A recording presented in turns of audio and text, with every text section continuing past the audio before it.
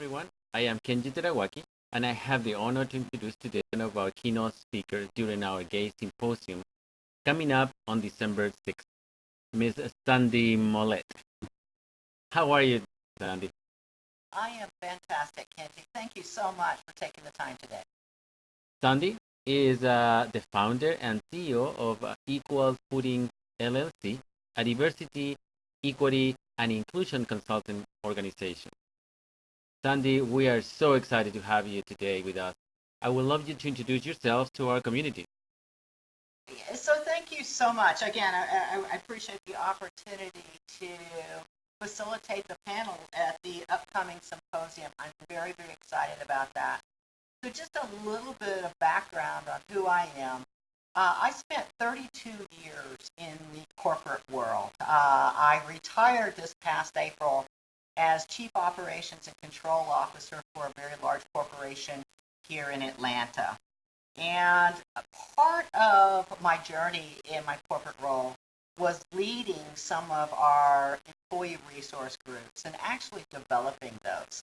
And so I was able to see soup to nuts kind of how those organizations evolve, how we develop diversity and inclusion in some of these large organizations, but also had a very personal perspective there in that I spent 25 years in the closet while I was at work. It only came out the last few years of my employment.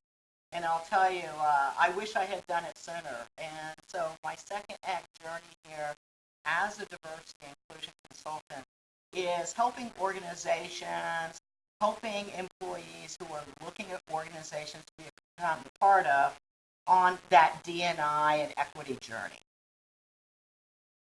That is fantastic. I think it's fascinating, your story. Just a little bit that you have shared with us. Just a little bit of a teaser on what we'll talk about more at the symposium. On the same note, what is your view on the importance of diversity and inclusion today as it pertains to higher education and recruiting? Yeah, and I appreciate you asking that. I think today, with higher education and employers looking to attract and retain talent, we're looking at generations of authenticity. I think we've had a long journey of diversity, equity, and inclusion, and by no means are we at the end of that journey. But I think we're at a tipping point in that our higher education students coming into the workforce are authentic in how they live and their expectations of the companies they will work for. So it's not just hoping that an employer will be inclusive and have equitable opportunities, but it is an expectation and a requirement in order for these students to come in and begin bringing their talents and education into these corporate environments.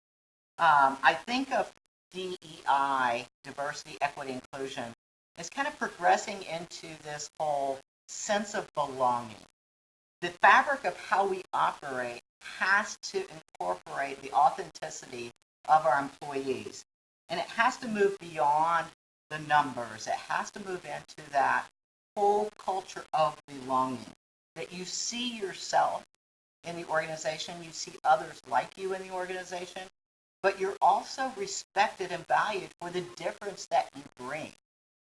And I'll tell you, Kenji, this is not about fitting in. This is not a discussion about joining an organization and shaping yourself to fit that organization. It's about the value you bring in being authentic and bringing your whole self and the expectation of those employers to create those cultures that are welcoming to attract and retain that talent. It's a very interesting point, Sandy, in terms of think the personal experience, the personal capacity to be within our organization is something that it's today's for the new generations. It's very, very important. Absolutely agree with you. And today it is an asset, right? It is a diverse way of thinking. Our experiences, our skills, everything from who we are, how we grew up, what we believe, how we identify, makes up this unique contribution that we can make to organizations. And it's important that organizations realize that value and create those opportunities that people have opportunities regardless of their belief or because of their beliefs in differences, their identity, their gender, their race, their abilities. This is so extremely important from an innovation and corporate progression perspective. I love it. You are right on point. I really can't wait until December 6th and enjoy it and learn more about your point of view. To wrap up this great interview, I would like to ask you what to expect during your presentation. If you can share a little bit more about that. Oh gosh, I am so excited. We are going to have some panelists that truly represent a diverse intersection of our community. And I talk about intersection a lot and making sure that we all understand we're not just one thing, right? You'll see me at the panel and you'll see that, I'm over 50. I won't go into exactly how old I am.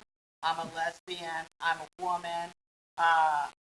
There's lots of things that make up who I am.